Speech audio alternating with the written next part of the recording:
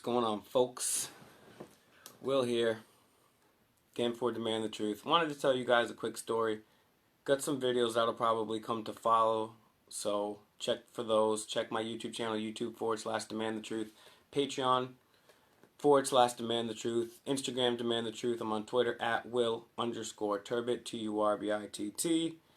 Minds.com on all these platforms. But yeah, go sub to me on YouTube/Demand the Truth. Go to Patreon/Demand the Truth. But I wanted to tell this story about what happened to me at this Trump rally, and I actually had to write down a couple points. I was going to do this video for a while, but I had so many other videos waiting, so I was like, you know what? I was going to wait to edit up some of the video that was there or see what's happening, but I just want to tell you guys a story. So I even wrote like this little list. So, all right. So, as y'all know, anybody that's been following me, I am not a Trump supporter, right? I also don't think he's literally Hitler, but I'm not a Trump supporter, and because he's still sending members to the Bilderberg group, including Wilbur Ross, who's a Rothschild agent, and including Jared Kushner working at 666 Fifth Avenue. He sell weapons to the Saudi Arabians, said he was going to end the Fed, and he didn't. And he didn't say he was going to end the Fed, but he said he was going to go, drain the swamp. If you're going to drain the swamp, you're going to end the Fed. JFK said he's going to shatter CIA into 1,000 pieces, and Trump says he loves the CIA. I could go on and on and on and on. So, I usually, if you guys have followed my page, when there's somebody that's a big, important person who doesn't get asked questions by the mainstream news, I go and ask them a question that nobody else is asking them. And Pat Crowley, who can't say that he doesn't like to have sex with children, who is the political director of the NEA here in Rhode Island, says I'm not a journalist, and I'm not a journalist. I've never said I was a journalist. I'm an activist, but I still ask the questions that the news won't ask. So that's why. So I figured, hey, here's a perfect opportunity to go ahead and talk to Trump and ask him some questions, but I was asked to go with the whistleblower in the Department of Health here in Rhode Island.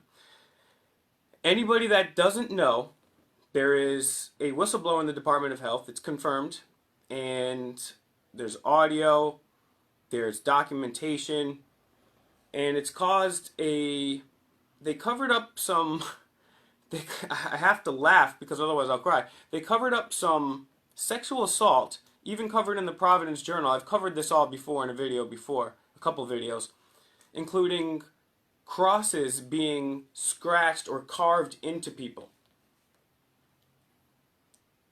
And then there was a cover-up which led to a backlog of over 6,000 cases in the Department of Health. And when there's a complaint backlog or an injury backlog, what happens? God only knows how many people get hurt and potentially die. So they were like, all right, let's go up there. Let's see if we can get in contact with Trump or someone in the Trump administration to hear her out as a whistleblower. Because as I've documented a number of times before with this whistleblower, she's reached out to the Rhode Island State Police, the Office of the Inspector General, local police, lawyers, her case still being adjudicated. All these people, and nobody's been able to help or do the right thing. Because here in Rhode Island, even more so than the rest of the country, stuff is really, really corrupt.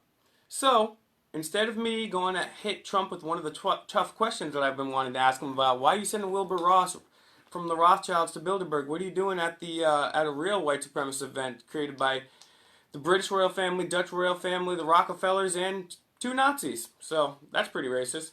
So anyways, I zipped my lip for this one. I was on my best behavior, and I don't have a criminal record, and I always tell people the 3 things of Demand the Truth is first and foremost nonviolent, nonpartisan, and utilizing the Socratic method. So, you guys have seen me run up on a number of politicians locally and nationally, and even go to the Bilderberg group itself and talk to people. And I was polite at first, and I'm always polite at first. But then, if these people getting messed up, then I will yell at them, okay? Especially if some of these people are responsible for the deaths of countless people. So, but there is just one quick example of me working behind the scenes with the whole DCYF or CPS, the stuff that happens in other states. It's called Child Protective Services or DDS or whatever, but here in Rhode Island it's DCYF. And I confront some of these people when they do a bad job. But I've sent the emails, I've sent phone calls, and I really try to work with people. Perfect example, there's a state rep who will remain nameless here in Rhode Island who has done something very criminal, and it's well known. But instead of me just running up to him the first time and confronting, oh, why'd you do that? You're acting so criminal. Boo, you suck. Ah, nay, nay, hiss, hiss. I didn't do that. I emailed, called his office, and then the first time I saw him, like many times I do, you guys just see what's on camera. You guys, that's why you're gonna come out to the State House with me, and to these other events, and to the new rally we're having, Family Court DCYF.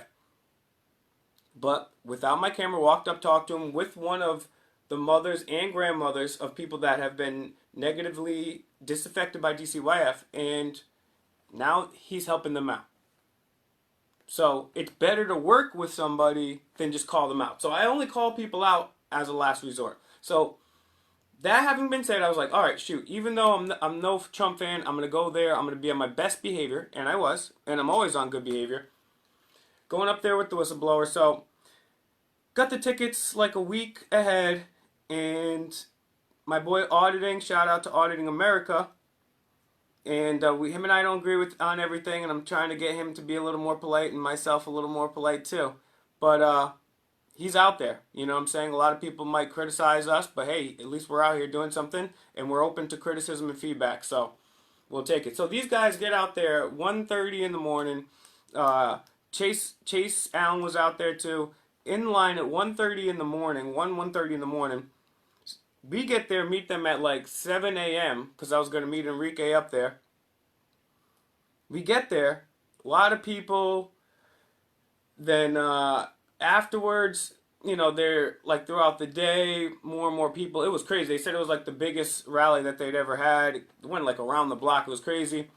And there was Antifa like taking pictures on bicycles going by, pretending to walk their dogs and taking pictures. And I was like, oh man, I got to be on my best behavior. Then later on in the day, protests started as like the day started going on in the afternoon, and the doors weren't opening till like 3 or 4. So there was protests, and I was like, man, I want to get in line. And you know me, I like to get in the thick of things. I've been in there in the thick of things a number of times. So you guys just check out YouTube/Demand the Truth, and you can see me in the thick of things at protests, at Comet Ping Pong Pizza, in between Antifa and Resist Marxism, all that stuff. People throwing horse crap at each other. I've been in the thick of things, man. All that stuff. I was at the inauguration and the protest with things getting lit on fire and gas, all that stuff, crazy.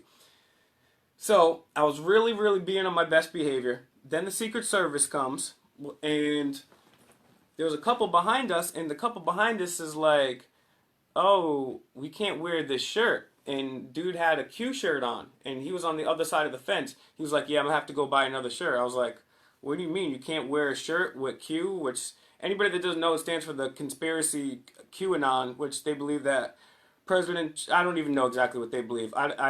You know what? But anyways, you know what? I might have to look back into that again. I believe they think that JFK Jr. was reincarnated and he's going to take a tank out and shoot the deep state. I think that's what that is, and Jeff Sessions is about to drop the hammer any day now, and Hillary Clinton is on house arrest. That's what the Q conspiracy thing. I could be wrong, and you know what? But it was so interesting that they said, hey, you cannot wear that shirt in here. And I was like, are you sure? Because me, I'm always skeptical. I don't believe anything unless I hear it from the horse's mouth, right? That's why I read David Rockefeller's autobiography in 2002, Memoirs, and they got the quotes right there. People are like, well, how do you know what to believe? There's this and that. Well, you read what these people write. So I'm like, all right. So then I see a Secret Service person because there was some scuffle on the other side, and they started walking back this way. I was like, oh, excuse me. He was like, yeah. I was like, is it true? I have this on video too, so you'll be able to see the video of this once I edit it, chop it up. But I was like, is it true that you can't wear a QAnon shirt in there? He was like, yes. I was like, how come? And he was like, I can't tell you that. He was like, that's what they told me. I was like, oh, okay. So the First Amendment at a Donald Trump rally is gone. I know it's a private event because it's paid for by the Friends of Donald Trump for President or whatever exactly that is. But They're not letting people in. It's not like these shirts have like a kill Jews or like a swastika or like a severed head. It just has a Q on it. Now I don't believe in the QAnon conspiracy, but you should be able to wear the damn shirt if you want. So the First Amendment got squashed there. So we're waiting in line all day. I'm on my best behavior. I should be like questioning Secret Service. I should be in the middle of things with Antifa and the protesters. The Joe Biden union counter protest going on. There was crazy stuff going on. And I'm like, I'm biting my tongue. I'm like, I should be going around getting all this footage, crazy stuff, talking to liberals, talking to Republicans, calling out people. Because you know me, I want to call out people. You not just call out people, but I want them to engage in logical Socratic thought so they can realize things. And I did that in a few instances. But anyways, long story short, wait all day. We're like pretty much in the front of the line. We're like right there. You can tell as soon as we get in, we're going to be like in one of them front rows. So finally, all day in the sun, hot ass sun, finally get in, open the doors. Then there's TSA there. What's with the hat? It's Will, and grew up outside of Washington, D.C. It's W. It's for Wu-Tang. And it's for the new conspiracy. It's W. I'm running a new conspiracy. It's not Q, it's W. But, so then, as soon as we get through the door, they TSA us, beep, beep, take everything out of your pocket. Be like a slave. Beep, beep, beep. Let me touch you here. Beep, beep, beep. Then as soon as I get through, Manchester police, because it happened in Manchester, New Hampshire, he goes like this. So I walk over. I say, am I being detained? He says, yes, you are. I said, excuse me? He said, you and your two friends, they were being disorderly. And I said, I absolutely was not being disorderly. Quite to the contrary, I've been on my absolute best behavior today. I don't have a criminal record. I didn't yell. I didn't even swear that day. I may have. But I was on my best darn behavior that day. So then he was like, listen, this is a private event. You and your friends have been disinvited. If you stay on the premises or come back, you will be arrested. I was like, okay, cool. So the whistleblower goes in. And I told him just run in at the beginning because it takes a sec to go through TSA. Run in, get a spot. We'll run in after you.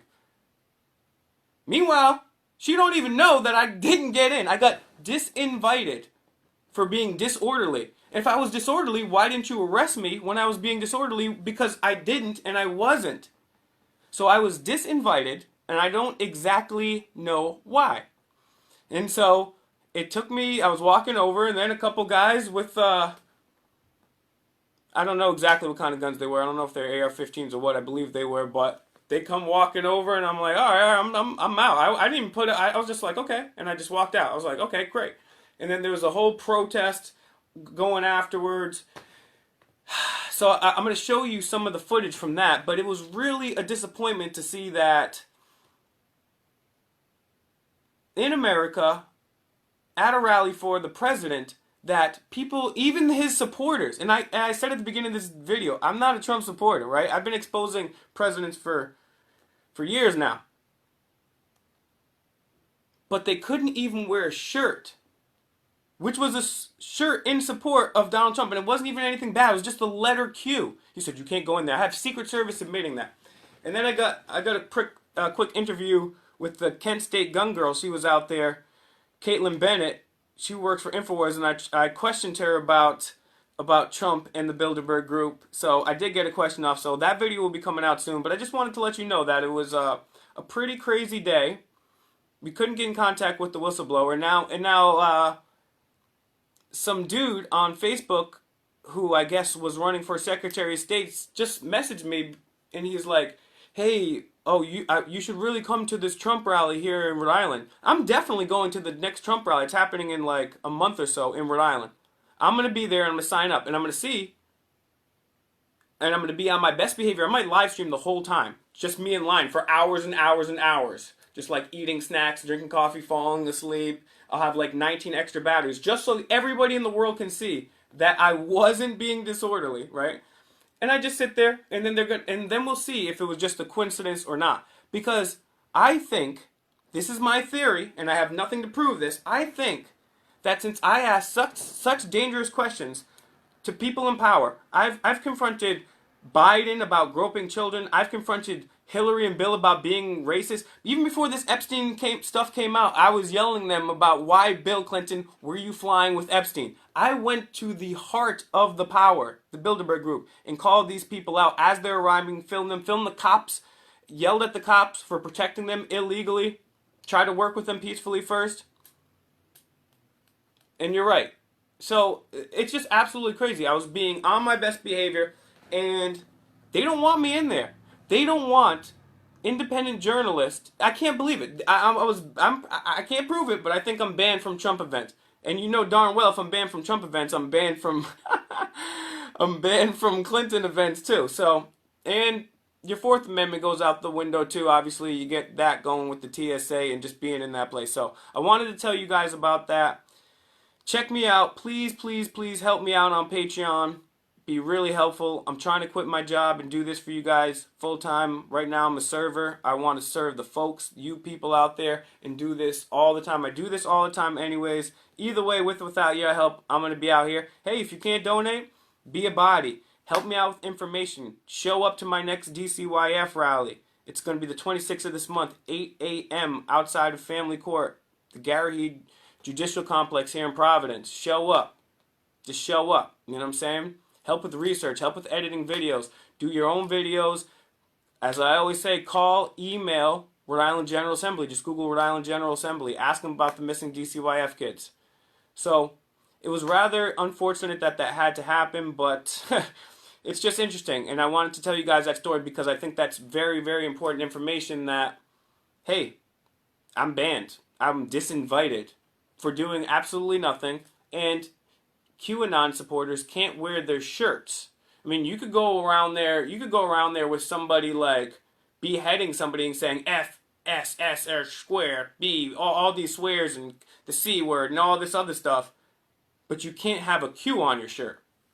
So who knows? Maybe this QAnon conspiracy is real. Like, what the heck? Because so who knows? Now I'm going to have to look more into this stuff, right? Because if you can't wear somebody's shirt, I mean, what the heck?